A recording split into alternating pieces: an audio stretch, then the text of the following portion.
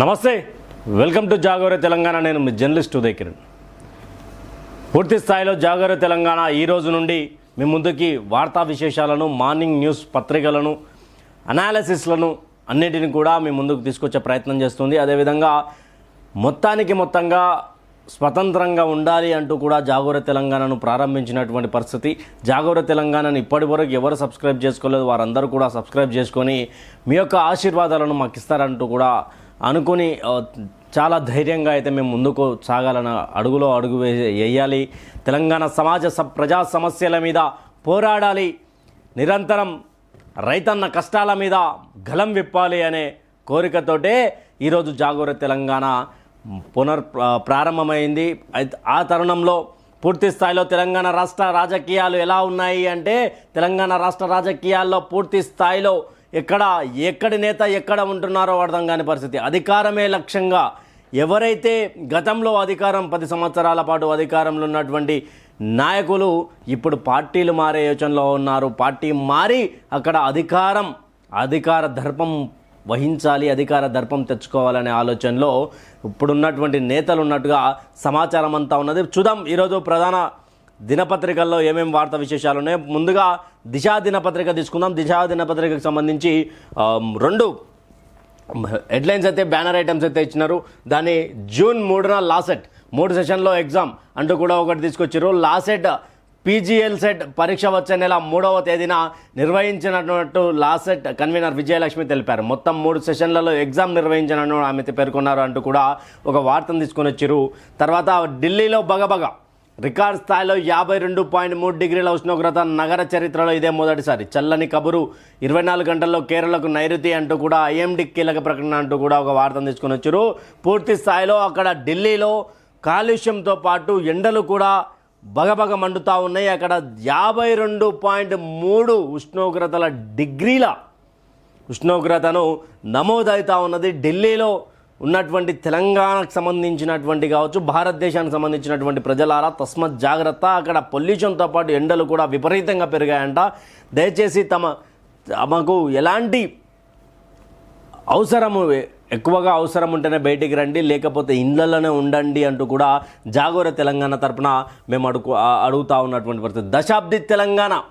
దశాబ్ది తెలంగాణ అంటే గతంలో పోయిన సంవత్సరం 9 సంవత్సరాల కాలంలోనే కేసీఆర్ దశాబ్ది ఉత్సవాల పేరు మీద ఆ రోజు తెలంగాణ ఉద్యమకారులను విస్మరించి తెలంగాణ ఉద్యమ జర్నలిస్టులను కూడా విస్మరించినటువంటి పరిస్థితి. మరి ఈసారి కాంగ్రెస్ ఏం చేయబోతా ఉన్నది? కాంగ్రెస్ పార్టీని ఏం చేయబోతా ఉన్నది? అధికారంలోకి వచ్చింది. దశాబ్ది ఉత్సవాలలో కనీసం జర్నలిస్టుల పేర్లు ఏమైనా ఉంచబోతుందా? ఆ రోజు తెలంగాణ ఉద్యమం కోసం పోరాడినటువంటి మిగతా భిన్న వర్గాలకు సంబంధించినటువంటి బిడ్డలను ఈ దశాబ్ది ఉత్సవాలలో గౌరవించనున్నారా అనేది తేలాల్సినటువంటి పరిస్థితి ఉన్నది. అయితే ఇక్కడ దిశ ప్రధాన ఐటమ్గా ఏం తీసుకొచ్చిందంటే, ఫిరాయింపుల దశాబ్ది జెండా ఏదైనా అధికారమే నేతల అజెండా. రాష్ట్రంలో నయా పొలిటికల్ ట్రెండ్. స్వరాష్ట్ర తెలంగాణ ఉనికిలో వచ్చిన తర్వాత రాజకీయాల్లో పెను మార్పులు సంభవించాయి. బోటాబోటీ మెజారిటీతో టీఆర్ఎస్ అధికారం చేపట్టడంతో ఆ పార్టీ నేతలు ఫిరాయింపులకు తెరలేపారు. దీంతో ఎమ్మెల్యేలు, ఎంపీ మొదలు సర్పంచ్, వార్డు నెంబర్ వరకు చాలామంది తమ పార్టీలకు గుడ్ బై చెప్పి అధికార పార్టీలోకి జంప్ అయ్యారు. ఫలితంగా 100 ఏళ్ల చరిత్ర ఉన్న కాంగ్రెస్ పార్టీ అస్తిత్వం కోల్పోయింది. తెలుగుదేశం పార్టీ ఊసే లేకుండా పోయింది. నాటి నుంచి మొదలైన జంపింగ్ ట్రెండ్ నేటికి కొనసాగుతూనే ఉంది. అధికారంలోకి ఏ పార్టీ ఉంటే అందులోకి మారడమే నేతలు అజెండాగా పెట్టుకున్నారు. నిన్నటి వరకు బీఆర్ఎస్లో ఉన్న నేతలు ఇప్పుడు కాంగ్రెస్ పార్టీ అధికారంలోకి రాగానే అందులోకి క్యూ కడుతున్నారు. గేట్లు ఎత్తడమే ఆలస్యం. 10ల సంఖ్యలో ఎమ్మెల్యేలు వచ్చేందుకు సిద్ధంగా ఉన్నారని కాంగ్రెస్ అధికార పార్టీ నేతలు కూడా తమ టచ్లోకి వస్తున్నారని బీఆర్ఎస్ ప్రకటనలు చేస్తుండడం ప్రస్తుతం జమానా అంత జంపింగ్ నేతలదే అన్నారు. విషయాన్ని స్పష్టం చేస్తున్నది. ఏది ఏమైనా తాము ఎన్నుకున్న నాయకులు ఏ పార్టీలో ఎంతకాలం ఉంటారు, ఎన్ని కండువలు కప్పుకుంటారు అన్నది ప్రజలకు పెద్ద పజిల్గా మారింది. తెలంగాణ రాష్ట్ర దశాబ్ది ఆవిర్భావ వేడుకలకు సందర్భంగా ఫిరాయింపు రాజకీయాలపై దిశ అందిస్తున్న ప్రత్యేక కథనం అంటూ కూడా ఒక బ్యానర్ ఐటమ్ తీసుకొచ్చింది. నిన్న బీఆర్ఎస్లోకి నేడు కాంగ్రెస్లోకి ఓ దశలో అస్తిత్వం కోసం హస్తం పార్ట్లు పూర్తిగా కనుమరుగైన తెలుగుదేశం పార్టీ అవకాశం రావడంతో షర్మిల ఏపీకి షిఫ్ట్. నేషనల్ పాలిటిక్స్ కోసం బీఆర్ఎస్గా మారిన టీఆర్ఎస్ ప్రజా నిరసనలు ఉండొద్దన్న ధర్నా చౌక్ క్లోజ్. అరెస్టులు, నిఘాతో విపక్షాల సర్కారు ఒత్తిళ్లు అంటూ కూడా హ్యాట్రిక్ కొట్టాలన్న కేసీఆర్ ఆశలపై నీళ్లు పూర్తి మెజారిటీతో అధికారంలోకి. అయితే 10 సంవత్సరాల కాలంలో దిశ ప్రత్యేక కథనం ఏం తీసుకొచ్చిందంటే 2014 నుండి 2024 ఈరోజు మే 30వ తారీఖు వరకు ఈ దశాబ్ది ఇంకొక 3 రోజులు పోతే దశాబ్ది ఉత్సవాలకు తెలంగాణ వేదిక కానున్నది. 10 సంవత్సరాల కాలం ఏమైందంటే 2013 వరకు ఒక ఊపినటువంటి తెలుగుదేశం పార్టీ కనుమరుగైపోయింది. అక్కడ సడన్గా తెలంగాణ స్వరాష్ట్రం సాధించినట్టుగా చెప్పుకునే బీఆర్ఎస్ అలియాస్ టీఆర్ఎస్ పార్టీ ఒకానొక టైంలో 2014 అధికారం చేపట్టిన తర్వాత టీడీపీ క్యాడర్ మొత్తం టీఆర్ఎస్ క్యాడర్గా మారినటువంటి పరిస్థితి. గ్రామస్థాయి నుంచి రాష్ట్ర హైదరాబాద్ వరకు రాష్ట్రంలో ఎక్కడ కూడా బీఆర్ఎస్ పార్టీలో ఉన్నటువంటి క్యాడర్ అంతా టీడీపీకి కనుమరుగైనటువంటి పరిస్థితి. 9.5 సంవత్సరాల కాలంలో కాంగ్రెస్ పార్టీ 100 సంవత్సరాల పార్టీ అని చెప్పుకున్నటువంటి కాంగ్రెస్ పార్టీ అస్తిత్వాన్ని కోల్పోయింది. అక్కడ ఉన్నటువంటి నేతలు ఇక్కడికి జంప్ అయ్యారు. ఎమ్మెల్యేలుగా గెలిపించిన తర్వాత ప్రజలు వాళ్ళు టీఆర్ఎస్లోకి జంప్ అయ్యారు. ఎందుకు అయ్యారంటే అధికారమే ముఖ్యం. కానీ వాళ్ళు ఏం చెప్తారు ప్రజలారా అంటే పూర్తి స్థాయిలో మేము అభివృద్ధి కోసము కేసీఆర్తో జట్టు కడుతున్నాము, అభివృద్ధి కోసమే పోతున్నాము, తెలంగాణ ప్రజలను మా నియోజకవర్గ ప్రజలను అడిగే మేము ముఖ్య కార్యకర్తల సమావేశం పెట్టే ఇక్కడ మేము పోతాము అని చెప్పి మాటలు మాట్లాడతారు. కానీ లొట్టపీసు ఏముండదు. రాజకీయ నాయకుల స్వార్థం కోసం పార్టీలు మారుతారు. అయితే ఇక్కడ దిశ ఇంకొకటి ఏం తీసుకొచ్చిందంటే ఆ రోజు స్టార్ట్ అయినటువంటి ఏదైతే టీఆర్ఎస్ పార్టీ 2014లో గవర్నమెంట్ స్టార్ట్ అయిన తర్వాత ఆ రోజు పార్టీ ఫిరాయింపులు, పార్టీ జంపింగ్లు, ఈ రోజు ఉన్న నేత కాంగ్రెస్లో ఉన్న నేత ఇక్కడ టీఆర్ఎస్లోకి పోవడం పొద్దుగాల, అదే అక్కడ టీడీపీలో గెలిచినటువంటి ఎమ్మెల్యే టీఆర్ఎస్లో పోవడం, ఇదంతా కొనసాగుతూనే ఉంది. ఇప్పటికీ కూడా 2024 సంవత్సరం 2014 మొదలైనటువంటి ఈ పార్టీ జంపింగ్ల నాయకుల అస్తిత్వాలు ఇంకా పార్టీ మారుతూనే ఉన్నాయి. Ward number, sarpanch, ZPTC, MPTC, municipal corporation chairman, municipal కౌన్సిలర్లు, ఎంపీలు, ఎమ్మెల్యేలు. మా ఎమ్మెల్యే సాబే పోయిండు, మేమెంత మనం అభివృద్ధి చేసుకోవాలంటే మన ఎమ్మెల్యే సాబ్ చేత వెంటనే ఉండాలి. ప్రజలకు ఏం కాదు, ప్రజలకు ఒరిగేది ఏముండదు, లొట్టపీస్ కట్టే ఏముండదు ఆడ. కానీ ఎవరికి ఒరిగేది ఉంటుందయ్యా అంటే ప్రజలకే. కౌన్సిలర్ బాగానే ఉంటాడు, సర్పంచ్ బాగానే ఉంటాడు, ఎంపీటీసీ బాగానే ఉంటాడు, జెడ్పీటీసీ బాగానే ఉంటాడు, ప్రతి ఒక్కరు బాగానే ఉంటారు. ఓటేసిన ఓటర్ అన్నా దిగాలుగా కూర్చుంటాడు, ఏం పనున్నా 10 రోజులు తిరుగుతాడు వాళ్ళ ఎమ్మడి. పార్టీ మారే నాయకులకు చెప్పుదండలేయాలి, చెప్పుతో కొట్టాలి. ఎందుకంటే బరాబర్ మనకు రైట్ ఉన్నది. ఎందుకు రైట్ ఉందన్నా నువ్వు అట్లా మాట్లాడతావేమంటే బరాబర్ రైట్ ఉన్నది. మనం ఓటు వేయకపోతే వాడేవాడు గెలవడానికి. మనమే ఓటు వేయకుంటే అందరం ఇండ్లలో అంతే వాడు గెలుస్తాడా? మనం ఓటేసి గెలిపిస్తే వాళ్ళు ఒకసారి గెలిచిన తర్వాత ఎన్నిసార్లు ఓడిపోయినా వాళ్ళ మరణాంతరము వాళ్ళ కుటుంబానికి వాళ్ళ జీతంలోకి వెళ్ళి పెన్షన్ కింద ఇంత అని వస్తుంది. ఓటు వేసిన ఓటర్ అన్నకి ఏమొస్తుంది? అభివృద్ధి వస్తలేదు, నీతి నిజాయితీగా పాలన జరుగుతలేదు, ఏమి జరుగుతలేదు. తెలంగాణ రాష్ట్రంలో దశాబ్ది ఉత్సవాల పేరు మీద 9 సంవత్సరాలు రాగానే టీఆర్ఎస్ ఏమంటారని పూర్తి స్థాయిలో ఉరుకులాడి చేసింది దశాబ్ది ఉత్సవాలను. దశాబ్ది ఉత్సవాలలో ఎవరెవరికి పెద్దపీట వేసారు? తెలంగాణ అమరవీరులకు పెద్దపీట వేసిరా? తెలంగాణ అమరవీరులకు ఏం చేశారు? గత గవర్నమెంట్ తెలంగాణ అమరవీరులకు ఏం చేశారు? ఇప్పుడున్న గవర్నమెంట్ తెలంగాణ అమరవీరులకు ఏం చేయబోతా ఉన్నారు? తెలంగాణ ఉద్యమకారులు కాళ్ళు చేతులు పోగొట్టుకున్నటువంటి నా అన్న నాగరాజు తెలంగాణ ఉద్యమకారుడు, ఆయనకేం చేశారు? ఉస్మానియా యూనివర్సిటీలో లాఠీ దెబ్బలు తిని లేవలేని స్థితిలలో తెలంగాణ ఉద్యమంలో జై తెలంగాణ అంటూ ఆంధ్ర విద్యార్థి నేతలకు, ఆంధ్ర నాయకులకు ముచ్చముటలు పట్టించినటువంటి నా ఉస్మానియా యూనివర్సిటీ అన్నలకేం చేశారు? నా కాకతీయ యూనివర్సిటీ అన్నలకేం చేశారు? నా పాలమూరు యూనివర్సిటీకి ఏం చేశారు? ఏమి చేసిర్రు స్వామి అంటే ఎవడు చెప్పాడు రాజకీయ నాయకుడు. ఎంతసేపు ఉన్నా ఉత్సవాలు చేయాలి, ఉత్సవాలకు సోనియా గాంధీ రావాలి, రాహుల్ గాంధీ రావాలి అని ఇన్విటేషన్లు ఇవ్వనికే మన ముఖ్యమంత్రి తిరుగుతుండు. తెలంగాణ ఉద్యమకారులకు ఏం చేసిరు అనేది ఇప్పటికి గుండుసున్నా ఏమీ చెప్పనటువంటి పరిస్థితి కనిపిస్తూ ఉన్నది. ప్రజలారా ఒకటి గుర్తుపెట్టుకోండి, పార్టీ మారినను చెప్పుల దండేసి చెప్పులతో కొట్టాల్సినటువంటి అవసరం ఉన్నది. జూన్ 2, 2014 తెలంగాణలోని ప్రతి ఒక్కరూ ఉద్వేగంతో ఎదురు చూస్తున్న రోజు, తరాలుగా కలగా మిగిలిన స్వరాష్ట్రం సాకారమైన రోజు, తెలంగాణ రాష్ట్ర ప్రత్యేక రాష్ట్రంగా ఆవిర్భవించిందన్న వార్తతో ప్రతి ఒక్కరి గుండెలో వేల తంత్రులు ఒక్కసారిగా మోగిన సందర్భం. ఈ ఏడాదితో తెలంగాణ ఏర్పడి 10 ఏళ్ళు కాంగ్రెస్ ప్రభుత్వం ఆధ్వర్యంలో ఈ వేడుకలకు తెలంగాణ రాష్ట్రం సిద్ధమవుతున్నది. మరి ఈ 10 ఏళ్లలో రాష్ట్రంలో ఏం మార్పులు వచ్చాయి? ప్రభుత్వం సామాన్యుడిపై ఎలాంటి ముద్ర వేసింది? మొత్తంగా రాష్ట్రంలో ఎలాంటి పరిణామాలు చోటు చేసుకున్నాయి? రాజకీయ, పాలన, సంక్షేమ సహా పలు రంగాల్లో వచ్చిన మార్పులకు పై పాఠకులు నేటి నుంచి దిశ ప్రత్యేక కథనాలు అందిస్తున్నది. ఈ 10 సంవత్సరాల కాలంలో ఏం జరిగింది? మనం తెలంగాణ స్వరాష్ట్రం దేని తెచ్చుకున్నాం? నీళ్లు, నిధులు, నియామకాలు. ఈ 3 మీద ఏర్పడ్డటువంటి తెలంగాణలో 3 జరగలే. 10 సంవత్సరాల కాలంలో ఏమీ జరగలే. ప్రశ్నించినటువంటి రైతుల మీద లాఠీ దెబ్బలు గురిపించినటువంటి ప్రభుత్వాలు ఉన్నాయి. అప్పుడు కేసీఆర్ ఏం చేసిండబ్బా అంటే కేసీఆర్ కాలం పోయింది. కేసీఆర్ని ప్రజలు విస్మరించారు కాబట్టి ఈరోజు ఎర్రవెల్లి ఫామ్ హౌస్లో కూర్చున్నాడు ఆయన ఉన్నన్ని రోజులు పంక ఇంట్లలో ఫ్యాన్లు 24 గంటలు తిరుగుతుండే. ఇప్పుడు ఏడుకొచ్చినాం మనం. ఇప్పుడు ఏ రోజు కరువు అనే మాట లేకుండా ఉండే. ఇప్పుడు ఏడుకొచ్చినాం. 10 సంవత్సరాల కాలంలో కాంగ్రెస్ పార్టీ మరోసారి కరువు. కాంగ్రెస్ పార్టీ రాగానే పంటలు నష్టపోయే రైతుల ఆత్మహత్యల గురించి మాట్లాడుకుంటున్నాం. గతంలో 232 2 నెలల కింద నేను వేరే దగ్గర జాబ్ చేసినప్పుడు పూర్తి కథనంతో రేవంత్ రెడ్డి ఇచ్చినటువంటి సవాల్కు ఒక దినపత్రిక కేసీఆర్ ఇచ్చినటువంటి సమాధానం 232 పైచీలకు రైతులు ఆత్మహత్య చేసుకుంటున్నారు అంటూ కూడా వార్తా కథనం వచ్చింది. దానిపై ఎలాంటి స్పందన లేదు. రైతు భరోసా పేరు మీద రైతులను మోసం చేస్తూ వస్తూ ఉన్నారు.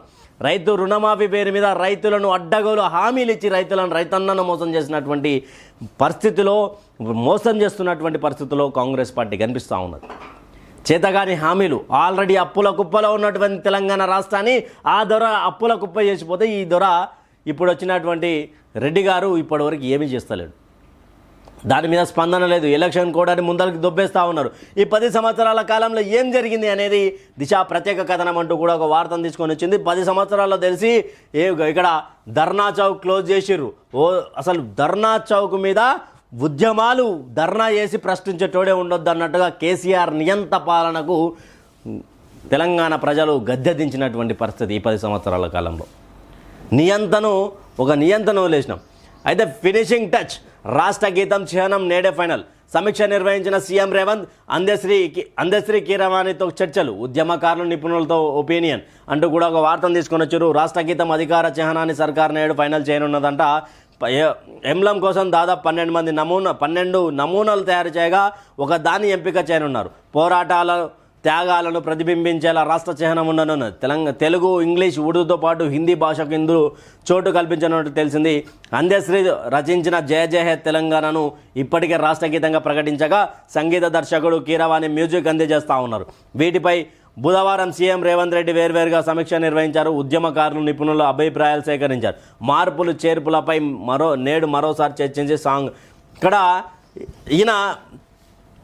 ఈ అన్న ఉన్నాడు కదా, నాకు చాలా ఇష్టమైనటువంటి గేయ రచయిత, చాలా మంచి వ్యక్తి. ఇక్కడ ఈ అన్న ఎవరైతే అన్న అందశ్రీ గారు ఉన్నారో, చాలా వయసులో పెద్దవాళ్ళు. జయ జయ హే తెలంగాణ జననీ జయ కేదనమంటూ తెలంగాణ రాష్ట్రానికి గీతం ఇచ్చినటువంటి పరిస్థితి. కానీ ఈయన ఎవరో తెలుసా? ఆయన ఎంఎం కీరవాణి, ఆంధ్రాకు సంబంధించినటువంటి అక్కడ ఉండేటువంటి ఒక సంగీత దర్శకుడు, చాలా మంచి సంగీత దర్శకుడు, ఒప్పుకోవచ్చు. కానీ తెలంగాణ తల్లి ఇప్పటి వరకు అంటే ఎంఎం కీరవాణి లాంటి మ్యూజిక్ డైరెక్టర్ని కనలేదా? తెలంగాణ తల్లి ఇప్పటి వరకు 4.5 కోట్ల ప్రజల ఆత్మవిశ్వాసమైన తెలంగాణ రాష్ట్ర గీతాన్ని మ్యూజిక్ చేయడానికి మ్యూజిక్ డైరెక్టర్లే మన తనలేరా? అంటే అందశ్రీ గారు ఒప్పుకుంటేనే, అంటే అందశ్రీ గారికి తెలంగాణ రాష్ట్రంలో ఉన్నటువంటి మ్యూజిక్ డైరెక్టర్లకు ఇవ్వడం నచ్చకనా, లేకపోతే వీడు ఏడ హీరో అయిపోతాడని చెప్పి అందశ్రీ గారు ఒక అడుగు వెనుకేసి ఎంఎం కీరవాణికి ఇచ్చారు. అందశ్రీ గారు లాంటి తెలంగాణ ఉద్యమకారుడు, తెలంగాణ గేయ రచయిత, తెలంగాణ అస్తిత్వం కోసం పోరాడినటువంటి ఒక మహోన్నత వ్యక్తి ఆయన ఎంఎం కీరవాణికి ఆయన సంతోషంగానే ఎంఎం కీరవాణి ఇచ్చినని రేవంత్ రెడ్డి చెప్పడం చాలా బాధాకరమైనటువంటి విషయం ఇది. ఏ విధంగా అంటే పూర్తి స్థాయిలో. కాకపోతే వీళ్ళే కాదు, గత ప్రభుత్వం ఉడక కాంట్రాక్టులు తెలంగాణకు పేరు తెచ్చిపెట్టినటువంటి తెలంగాణ కళాతోరణం అని చెప్పే కాళేశ్వరాన్ని ఆంధ్రకు సంబంధించినటువంటి బిల్డర్ కాంట్రాక్టర్లకు ఇచ్చినటువంటి పరిస్థితి. అంటే ఆంధ్ర నాయకులకు, టీఆర్ఎస్ పార్టీకి లేదా కాంగ్రెస్ పార్టీకి ఆంధ్ర కాంట్రాక్టర్లు, ఆంధ్ర డిజైనర్లు, ఆంధ్ర మ్యూజిక్ డైరెక్టర్లు తప్ప తెలంగాణలో కాంట్రాక్ట్ చేసే తెలంగాణ వాళ్ళు లేరా? మ్యూజిక్ కంపోజ్ చేసేటువంటి తెలంగాణ మ్యూజిక్ డైరెక్టర్లు లేరా? ఎందుకని ఆంధ్ర పెత్తందారుల చేతికి మళ్ళబోతా ఉన్నాం మనం? ఎందుకు తెలంగాణ రాష్ట్రం సాధించినందుకు వాళ్ళకే అన్నిటికనిస్తే అది ఉమ్మడి రాష్ట్రంగా ఉంటేనే అయిపోతున్నాయి. తెలంగాణ 1200 ఆత్మ బలిదానాలు చేసుకునే నా అన్నలు అమరవీరులు అయితే ఈరోజు మళ్ళీ తీసుకుపోయి ఆంధ్రాకు సంబంధించినటువంటి వ్యక్తుల చేతిలో తెలంగాణను పెట్టడం ఎంతవరకు సమంజసమని తెలంగాణ సమాజం జాగోరే తెలంగాణ కాంగ్రెస్ పార్టీని అడుగుతూ ఉన్నటువంటి పరిస్థితి. ఈరోజు మాకు నొప్పి లేస్తుందయ్యా అంటే మాట్లాడేటువంటి వీళ్ళకందరికీ చెప్తా ఉన్నా, గతంలో ఎవరైతే కేసీఆర్ చేసినటువంటి తప్పులనే రేవంత్ రెడ్డి మరోసారి చేస్తూ ఉన్నాడు అనేది నిజానికి పూర్తి స్థాయిలో ఇదొక చర్చనీయాంశం అయిపోయింది. ఏ ఛానల్ చూసినా డిబేట్లలో ఇదే మ్యూజిక్ డైరెక్టర్ మరి దాని మీద కనువిప్పెందుకు అవ్వట్లేదో అర్థం కానటువంటి పరిస్థితి. లీకు వీరులు గులాబీ నేతలకు ప్రభుత్వం ఇన్సైడ్ సమాచారం. 4 ఐఏఎస్ల నిర్వాహకం డెసిషన్ తీసుకోకముందే మాజీ మంత్రులకు చేరవేత. దాని ఆధారంగానే ప్రభుత్వంపై విపక్ష నేతల విమర్శలు ఆధారాలతో సహా పట్టుకున్న రాష్ట్ర సర్కార్. సన్న వడ్లకు బోనస్ చర్చతో బయటపడ్డ వ్యవహారం. కోడ్ తర్వాత 4పై బదిలీవేడు. ప్రభుత్వ వ్యవహారాలు అంతర్గతంగా జరిగే చర్చల అంశాలను ఎప్పటికప్పుడు బీఆర్ఎస్ నేతలకు చేరవేస్తున్న లీగు వీరులను సీఎం రేవంత్ రెడ్డి గుర్తించినట్టు సెక్రటరియట్లో ప్రచారం జరుగుతున్నది. కీలకమైన పోస్టులో ఉన్న 4 ఐఏఎస్ ఆఫీసర్లు ఈ తతంగానికి పాల్పడుతూ గులాబీ లీడర్లకు పూర్తి సమాచారం అందిస్తున్నట్టు నిర్ధారణకు వచ్చినట్టు తెలుస్తున్నది. ఎన్నికల కోడ్ ముగిసిన వెంటనే సదరు ఆఫీసర్లు బదిలీ చేస్తారని చర్చ జరుగుతుంది. కొందరు హెచ్ఓడీలు, జిల్లా అధికారులు సైతం ఇప్పటికే బీఆర్ఎస్ అనుకూలంగా వ్యవహరిస్తున్నారని, వారందరినీ గంపగుత్తగా ట్రాన్స్ఫర్ చేయాలని సర్కారు నిర్ణయించినట్టు తెలిపింది. బోనస్పై చర్చ. తెల్లారేసరికి గులాబీ లీడర్ల విమర్శలు. లోక్సభ ఎన్నికల ప్రచారం జరుగుతున్న సమయంలో వడ్లకు ₹500 బోనస్ ప్రకటించాలనే ఉద్దేశంతో సీఎం రేవంత్ రెడ్డి అధికారులతో ప్రత్యేకంగా ఓ మీటింగ్ నిర్వహించినట్టు తెలిసింది. అందులో ప్రతి ఏటా రాష్ట్ర వ్యాప్తంగా దిగుబడి అవుతున్న వరి ధాన్యం ఎంత, దొడ్డు రకం వడ్లెన్ని, సన్నవి ఎన్ని అని ఆరా తీస్తూ అన్ని రకాల వడ్లకు బోనస్ ఇస్తే అంత భారం పడుతుందని లెక్కలు తీశారు. అయితే రాష్ట్రంలో ప్రతి ఏటా కూడా అంటూ కూడా ఒక వార్తను తీసుకొచ్చారు. సెక్రటరియేట్లో గులాబీ లీక్ వీరులు తెలుసు. మనం గులాబీ పార్టీ అంటేనే ఎన్ని లీకులు చేసిందో తెలుసు. దాంట్లో 4 ఐఏఎస్ ఆఫీసర్లను సీఎం రేవంత్ రెడ్డి గుర్తించినట్టుగా ఇక్కడ సన్న వడ్లకు సంబంధించినటువంటి ఏదైతే ₹500 బోనస్, సన్న వడ్లకు కాదు వడ్ల మీద ₹500 బోనస్ ఇస్తా అన్నటువంటి కాంగ్రెస్ పార్టీ దాని గురించి సమీక్ష చేస్తూ ఉంటే ఇలాంటి విషయాలను బీఆర్ఎస్ పార్టీకి చెప్తున్నారు అనే ఒక ఆలోచనలో అక్కడ లీక్ అవుతూ ఉన్నది. ఎందుకు మనం మాట్లాడే బయటికి ఎట్లా పోతా ఉన్నది అని 4 ఐఏఎస్ అధికారులను గుర్తించినట్టుగా వాళ్ళ మీద బదిలీ చేసే అవకాశాలు కూడా లేకపోలేదంటూ కూడా ప్రధాన వార్తను తీసుకుని వచ్చారు. అయితే ఇక్కడ ఏది సన్న వడ్ల బోనస్ చర్చతో బయటపడ్డ వ్యవహారం. అసలు వడ్ల వ్యవహారంలో ఏదైతే ఉందో ఆల్రెడీ ఏలేటి మహేశ్వర్ రెడ్డి బీజేఎల్పీ నేత క్లియర్గా చెప్తా ఉన్నాడు. దీంట్లో స్కామ్ జరిగింది, దీంట్లో కాంగ్రెస్ పార్టీలో ఒక మంత్రి దీని మీద స్కామ్ చేసిండు, కుంభకోణం స్టార్ట్ చేసిండు, కుంభకోణం చేస్తూ ఉన్నాడు అంటూ కూడా దాని మీద ఎలాంటి స్పందన లేదు. ఎంతసేపు ఉన్నా మేమేడా చేసినాంవా, సీరియస్ యాక్షన్ ఉంటుంది, ఈ మాటలు తప్ప దాన్ని నిరూపించుకో అని చెప్పినటువంటి దాఖలాలు అయితే లేవు. మరి నిజానికి కాంగ్రెస్ పార్టీలో స్కాములకు ఒక పేరున సెంట్రల్ లెవెల్లో చూసాం. స్కాములకు తెరలేపింది. రాజశేఖర రెడ్డి గారు మరణించిన తర్వాత చూసాం ఎన్నో స్కామ్లు బయటపడి అక్కడ ఐఏఎస్ అధికారులు, మిగతా అధికారులు, మాజీ మంత్రులు వీళ్ళందరూ కూడా జైలు నోటీసులు వచ్చినటువంటి పరిస్థితి, ఇవన్నీ కూడా జరిగినటువంటి పరిస్థితి. మరి ఈ ఏలేటి మహేశ్వర్ రెడ్డి గారి మాటల్లో ఎంత నిజం ఉన్నది అనేది ఒకసారి తెలుసుకోవాల్సినటువంటి ఆలోచించి దాని మీద తెలంగాణ సమాజం ఆలోచించాలని కూడా కోరుకుంటున్నాను. ఫోన్ ట్యాపింగ్ దేశద్రోహం ఎవరంటా ఉన్నారు? లక్ష్మణన్న అంటున్నారు. లక్ష్మణన్న ఏం మాట్లాడినా ఒక సంచలనం అవుతుంది. బాధ్యులపై చర్చలు తీసుకోవడంలో సీఎం వెనుకడుగు.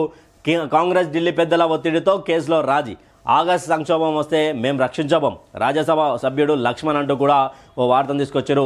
దేశద్రోహం అని ద్రోహులను ఏమాత్రం ఉపేక్షించవద్దని రాజ్యసభ సభ్యుడు లక్ష్మణ్ డిమాండ్ చేశారు. బుధవారం ఆయన ఢిల్లీ మీడియాతో మాట్లాడారు.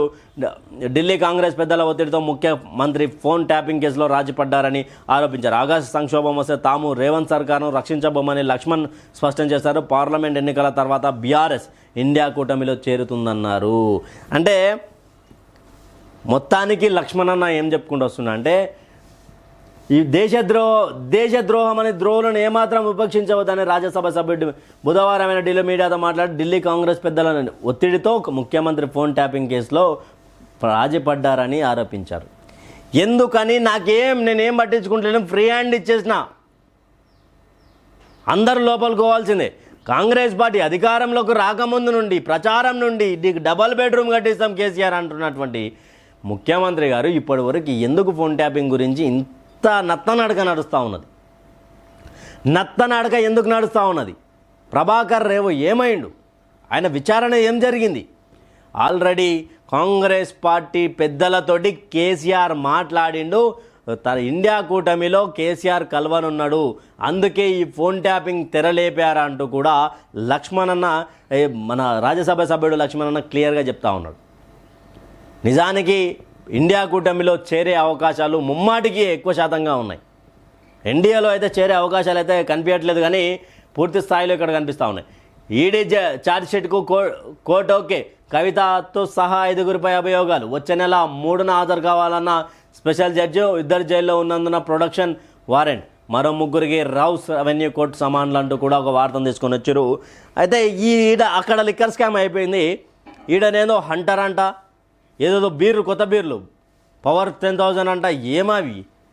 ఆల్రెడీ ఉన్న మందే బంద్ చేయాలని చెప్పి పోరాటం చేస్తుంటే తెలంగాణలో ఇక కొత్త మందులు తీసుకొస్తా ఉన్నారు. అసలు నాకు సంబంధమే లేదు, అసలు దానికి ఎవరు పర్మిషన్ ఇవ్వలే అన్న కొన్ని రోజులకే కొన్ని బీరు బాటళ్లకు, మందు సీసాలకు పర్మిషన్లు వచ్చినాయి. దీని మీద మరి మాట్లాడాలి, దీని మీద మంత్రి గారు మాట్లాడాలి. దీని మీద ఆల్రెడీ సోషల్ మీడియాలో చక్కర కొడతా ఉన్నది, సోషల్ మీడియా ప్రతి ఒక్కరి దాంట్లో వైరల్ అవుతా ఉన్నది. దీని గురించి ఎందుకు కాంగ్రెస్ పార్టీకి సంబంధించినటువంటి మంత్రి గారు, ఆ శాఖకు సంబంధించిన మంత్రి గారు ఎందుకు మాట్లాడట్లేదు?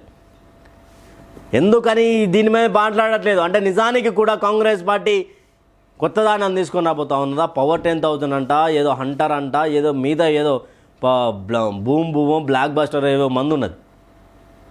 ఇవన్నీ తీసుకొచ్చి ప్రజలను ఏం చేయాలనుకుంటా ఉన్నారు? ఉన్న దాంట్లోనే బంద్ చేయాలరా స్వామి అని అందరూ మొత్తుకుంటుంటే వీళ్ళేమో కొత్తవి తీసుకొని వచ్చి ఏమో చేస్తూ ఉన్నారు. కవితతో సహా 5గురు అభియోగాలంట, వచ్చే నెల 3న హాజరు కావాలని చెప్పి జడ్జి ప్రొడక్షన్ వారెంట్ 2 జైల్లో ఉన్నందున ప్రొడక్షన్ వారెంట్ ఇచ్చారంటూ కూడా ఒక వార్తను తీసుకొని వచ్చారు. అయితే ఇక్కడ 1200 ఫోన్లు ట్యాప్, 17 సిస్టమ్స్ ల్యాప్టాప్ ద్వారా అంతా ప్రభాకర్ రావు చెప్పినట్టే చేశాం. ఎగ్జిట్ పోల్స్తో ప్రభాకర్ రావు అలర్ట్ అయ్యారు. ఆయన సూచన మేరకు 45 నిమిషాల్లో డేటా స్మాష్ చేశాం. పోలీసుల వాంగ్మూలంలో ప్రణీత్ రావు ప్రభాకర్ రావు చెప్పినట్టే 17 సిస్టమ్లు ల్యాప్టాప్ల ద్వారా మొత్తం 1000 నుండి 1200 ఫోన్లను ట్యాప్ చేశాం. కన్వర్జేషన్స్ ల్యాబ్ నుంచి ఓ ప్రత్యేక టూల్ తీసుకొని మొత్తం వ్యవహారాన్ని నడిపించాం. ఎగ్జిట్ పోల్స్తో ప్రమాదాన్ని పసిగట్టిన ప్రభాకర్ రావు ఫోన్ ట్యాపింగ్లో ఏ ఒక్క ఎవిడెన్స్ దొరకకుండా ధ్వంసం చేయాలని ఆదేశించారు. ఈ మేరకు 45 నిమిషాల డేటా మొత్తం ధ్వంసం చేశాం. పోలీసుల వాంగ్మూలంలో ప్రణీత్ రావు కౌంటర్ దాఖలు చేయండి. భుజంగరావు తిరుపతన్న బెయిల్పై పంజాగుట్ట పోలీసులకు నాంపల్లి కోర్టు ఆదేశం అంటూ కూడా ఒక వార్తను తీసుకొచ్చారు. ఎవరైతే ప్రభాకర్ రావు ఉన్నాడో ఆయన ద్వారానే, ఆయన చెప్తేనే, ఆయన ఆధ్వర్యంలోనే 17 సిస్టమ్స్ ల్యాప్టాప్స్ ద్వారా మేము 1000 నుండి 1200 మంది ఫోన్ ట్యాపులు చేశాం. ఏదైతే ఎగ్జిట్ పోల్ వచ్చిందో దాన్ని అలర్ట్ అయినటువంటి ప్రభాకర్ రావు మాతోటి 45 నిమిషాల్లో స్మాష్ చేయాలని ఆదేశించడంతో 45 నిమిషాల్లో మేము ఎవిడెన్స్ని స్మాష్ చేశామంటూ కూడా ప్రణీత్ రావుకు చెప్పడం జరిగింది. ఏమీ జరుగుతూ ఉన్నది? మంది మాట్లాడుకుంటున్నటువంటి సంసారాలనికైనా మీకు ఇంత పెద్ద ఉద్యోగాలు వచ్చినాయి. మంది సంసారాలనికైనా మీరు గత ముఖ్యమంత్రిని మనం ముఖ్యమంత్రి చేసింది. తెలంగాణ ఉద్యమకారుడు, తెలంగాణ స్వరాష్ట్రం కోసం పోరాడినటువంటి వ్యక్తి అని తెలంగాణ ఉద్యమంలో కీలకంగా పనిచేసినటువంటి వ్యక్తిని, ఉద్యమకారుణ్ణి ముఖ్యమంత్రి చేస్తే ప్రజల బాధలు తెలిసే ఆయన వస్తే ప్రజల బాధలు కాస్త 1200 మంది బాధలనికనే ఫోన్ ట్యాపులు చేసిరంట. వాళ్ళు సంసారాలు మాట్లాడుకున్నారా, ఇంకేం చేస్తున్నారా? దాదాపు కొన్ని వేల కోట్లు బ్లాక్మెయిల్ చేసి వసూలు చేసిరు. 45 నిమిషాల్లో ధ్వంసం చేసిరంటే 1200 ఫోన్ కాల్ విన్నారంటే ఎంతమంది దాంట్లో బలైనటువంటి వాళ్ళు ఉంటారు, బయటికి చెప్పలేనటువంటి వాళ్ళు ఉంటారు, కుంగిపోయినటువంటి వాళ్ళు ఉంటారు. దానికి అసలు ఎవరెవరిని ట్యాప్ చేసిరు అనేది ఒకసారి తెలియాల్సినటువంటి అవసరం ఉన్నది.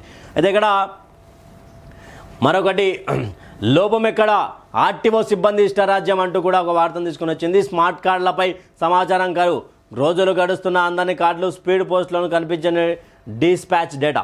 ఆర్టీఓ ఉన్నతాధికార పర్యవేక్షణ లోపం, సిబ్బంది ఇష్టరాజ్యంతో వాహనదారులు ఇబ్బందులు పడుతున్నారనే విమర్శలు వస్తున్నాయి.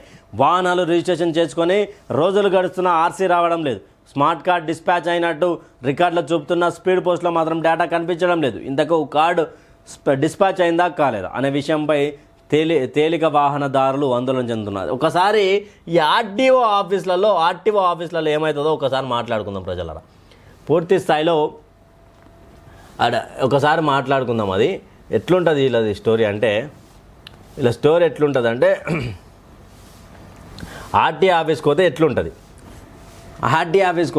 అంటే ఒకరిని కలవాలి, ఒకరి నుంచి ఇంకొకరి కాడికి పోవాలి, ఇంకొకరి నుంచి ఇంకొకరి కాడికి పోవాలి, ఇవన్నీ ఉంటుంది అన్నమాట. ఈ ప్రక్రియల పేదోడు అనేటోడు అలసిపోతాడు. ఎట్లుంటుందంటే ఈ ఆర్టీఓ ఆఫీస్ అయితే ఒక నిరుపేద ఆర్టీఓ ఆఫీస్కు బండి కొనుక్కొనో లైసెన్స్ కోసమో పోతే ఈడెవరిని కలవాలి, ఆర్టీఓ ఆఫీస్కి పోయినప్పుడు ఇక్కడ ఒక ఏజెంట్ ఉంటాడు. డైరెక్ట్ చేసుకుందామంటే ఆ పనులు కావు, ఏజెంట్ కాడికి పోవాలి. ఏజెంట్ టైం ఇస్తాడు. ఏజెంట్ టైం ఇచ్చినాక ఏజెంట్ సైడ్ అయిన ఒక లైసెన్స్ అయితే 2 వీలర్ లైసెన్స్ అయితే 5,000 అనుకోండి ఎగ్జాంపుల్, 2 and 4 అయితే 8,000 వేసుకోండి, 8,000. ఇదే ఏజెంట్ని కలవకుండా నువ్వు డైరెక్ట్ పోతే దాదాపు 2,000 రూపాయలు, ఒక 3,000 రూపాయలు వేసుకోండి, 2 వీలర్ 4 వీలర్.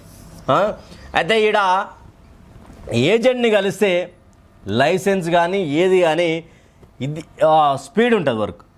ఒక వారం 2 వారాలు 2 వీక్స్ వేసుకోండి, 2 వీక్స్లో పని అయిపోతుంది. ఈడ ఒక 2 వీక్స్లో పని అయిపోతుంది. కాకపోతే లోపల మేనేజ్ చేయలేరు. ఏజెంట్ ఉంటే ఇక్కడ మెయిన్ మనం ఏదైతే ట్రయల్ కొట్టడానికి పోతున్నామో, మనం ఏదైతే మెయిన్గా ఉంటామో ఆడ ఏజెంట్ మేనేజ్ చేస్తాడు అన్నమాట. ఏజెంట్ మేనేజ్ చేసి ఇక్కడ ఆర్టీఓ ఆఫీస్కి మొత్తం ఈడ ఆర్టీఓ ఆఫీస్ నడిపించే అధికారులు కాదు, ఏజెంట్లు.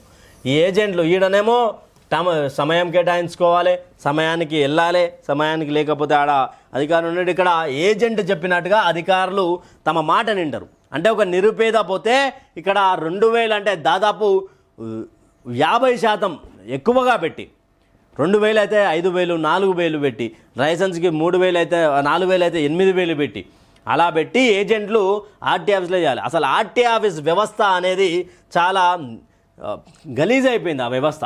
ఇక ఈ వ్యవస్థకు ప్రధాన కారణం ఏందో అర్థమైతలేదు, కానీ మొత్తానికి కూడా ఆర్సీలు రానటువంటి పరిస్థితి కనిపిస్తూ ఉన్నది. ఆర్సీలు రావట్లేదు. ఆడ ఏమన్నా చూస్తే దాంట్లోనేమో స్పీడ్ పోస్ట్లో చూసిన అవి కనిపిస్తలేవు.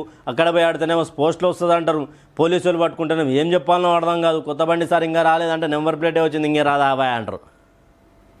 ఈ యొక్క ఆర్టీఓ ఆఫీస్ వ్యవస్థ చాలా దారుణంగా రోజుకి దిగజారుతున్నటువంటి వ్యవస్థ. ఇక్కడ పూర్తి స్థాయిలో ఎన్ని రోజులు వెయిట్ చేసినా కూడా ఏం వస్తలేవు, ఆందోళన చేసినా కూడా ఆడ పట్టించుకునే నాదోడు ఉన్నాడు. ఒకసారి ఇక్కడ పెండింగ్ డిఏలు ప్లీజ్ అంటూ కూడా ఒక వార్తను తీసుకొని వచ్చింది. మంత్రులు ఆఫీసర్ల చుట్టూ ఉద్యోగాల ప్రదక్షిణలు, 4ంటిపై పట్టుబడుతున్న ఎంప్లాయీస్ వెంటనే విడుదల చేయాలని డిమాండ్. ఎన్నికల కోడ్ ముగిసిన వెంటనే పెండింగ్లో ఉన్న 4 డిఏలు విడుదల చేయాలని ఉద్యోగులు రాష్ట్ర ప్రభుత్వాన్ని డిమాండ్ చేస్తున్నారు. కనిపించని మంత్రులు ఆఫీసర్లకు విజ్ఞప్తులు సమర్పిస్తున్నారు. సీఎంను సైతం కలిసేందుకు ఎంప్లాయీ సంఘాలు ప్రతినిధులు ప్రయత్నాలు చేస్తూ ఉన్నారు. ఎన్నికల కోడ్ ముగిసిన వెంటనే పెండింగ్లో ఉన్న 4 డిఏలు విడుదల చేయాలని అక్కడ ఉన్నటువంటి మంత్రులను, అక్కడ సెక్రటరియట్లో ప్రతి ఒక్కరిలో అందరినీ కలుద్దామనే ప్రయత్నం చేస్తూ ఉన్నారట. మా డిఏలు మాకు ఇవ్వండి, ఎలక్షన్ కోడ్ పోయింది అని ప్రభుత్వ అధికారులు ప్రతినిధులు కూడా మాట్లాడే యోచనలో ఉన్నారంటూ కూడా వార్తను తీసుకొచ్చారు. కేఎల్ పై రెవెన్యూ కరుణ, ఎక్సైజ్ పేరిట భూమాయాజాలం, ప్రైమ్ లొకేషన్, 5 ఎకరాల ల్యాండ్ అప్పగింతకు రంగం సిద్ధం. ఇప్పటికే వర్సిటీకి అనుకూలంగా తహసీల్దార్ రిపోర్ట్. గాజుల రామారంలో ప్రైవేట్ యూనివర్సిటీకి ప్రభుత్వ భూమి అంటూ కూడా ఒక వార్త తీసుకొచ్చారు. హైదరాబాద్లోని నిజాంపేటలో గల కేఎల్ ప్రైవేట్ యూనివర్సిటీ రెవెన్యూ అధికారులు కరుణ చూపుతున్నారు. ఎక్సైజ్ పేరిట అంతగా విలువలేని భూములు తీసుకొని ప్రైమ్ లొకేషన్ ఉన్న 5 ఎకరాల ల్యాండ్ను అప్పగించేందుకు రంగం సిద్ధం చేస్తున్నారు. ఇందుకోసం వర్సిటీకి అనుకూలంగా ఉన్నతాధికారులు రిపోర్ట్ సైతం అందజేశారు. ప్రైమ్ లొకేషన్లో గాజుల రామారం గ్రామం సర్వే నెంబర్ 354 15 ఎకరాల 30 గుంటలు రికార్డులో ప్రభుత్వం భూమిగా ఉన్నది. ఈ ప్రభుత్వం భూమి దుండిగల్ గండి మైసమ్మకు సంబంధించినటువంటి దాంట్లో అంటూ కూడా ఇక్కడ కేఎల్ ప్రైవేట్ యూనివర్సిటీకి ప్రైమ్ ల్యాండ్ ఏదైతే గాజుల రామారం కుత్బుల్లాపూర్కి సంబంధించినటువంటి ప్రైమ్ ఏరియా గాజుల రామారం ఇక్కడ మనకు క్లియర్గా కనిపిస్తూ ఉంది కదా. ఇక్కడ ఈ 15 ఎకరాల 30 గుంటలు అంటే దాదాపు 15.5 ఎకరాల పైన 15.5 ఎకరాల మీద 10 గుంటల ఏదైతే ఉన్నదో అది ఏం చేస్తూ ఉన్నారు అంటే ఎక్కడనో మూలకు పనికిరాని భూమి ఇచ్చి ప్రైమ్లోకి ఎందుకని ఇక్కడ తహసీల్దార్ అనుకూలంగా రిపోర్ట్ ఇచ్చిండు. ఎంత తిన్నాడు అనేది కక్కించాలి. నిజాంపేట గాజుల రామారం కూకట్పల్లి ఈ యొక్క జీడిమెట్ల ఈ ఏరియా అంతా ప్రైమ్ లొకేషన్ 15 ఎకరాలంటే ప్రభుత్వ భూమిని స్వాహా చేస్తూ ఉన్నాడు. ఇక్కడ మరి అక్కడ అనుకూలంగా రిపోర్ట్ ఇచ్చినటువంటి వాళ్ళ మీద ఎంక్వైరీ జరగాలి. దొరికితే అప్పనంగా దొరికితే మింగుదామనే చూస్తూ ఉన్నారు. అయితే ఇది దిశ దినపత్రికకు సంబంధించి మరి వెలుగు దినపత్రిక చూద్దాం ఒకసారి. అసలు ఏమున్నాయి వెలుగులో ఏం తీసుకొచ్చిండు, ఆయన ఎట్లుంటాడు దాంట్లో. మండుతున్న ఢిల్లీ. ఫోన్ ట్యాపింగ్పై కేంద్రం సీరియస్. ట్యాపింగ్పై కేంద్రం సీరియస్. రంగంలోకి దిగిన సెంట్రల్ ఇంటెలిజెన్స్ విభాగాలు. ఫామ్ హౌస్ కేసులో బీజేపీ ముఖ్య నేత బిఎల్ సంతోష్ను ఇరికించేందుకు చేసిన కుట్రపై వివరాల సేకరణ. మాజీ పోలీసు అధికారుల స్టేట్మెంట్లపైన ఆరా. పలువురు బీజేపీ అగ్రనేతల ఫోన్లు ట్యాప్ చేస్తున్నట్టు అనుమానాలు. సాఫ్ట్వేర్ డివైజెస్ ఎక్కడ కొనుగోలు చేశారనే దానిపై ఎంక్వైరీ. కేసును సిబిఐకి అప్పగించాలని బీజేపీ నేతల డిమాండ్.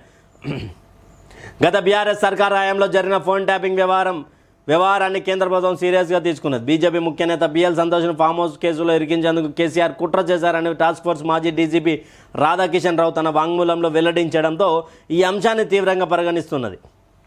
లిక్కర్ కేసు నుంచి తన కూతురు కవితను కాపాడుకోవడం కోసం ఫామ్ హౌస్ కేసులో తమ పార్టీ అగ్రనేతలను ఇరికించేందుకు ప్రయత్నించారని విషయాన్ని బీజేపీ హైకమాండ్ జీర్ణించుకోలేకపోతున్నది.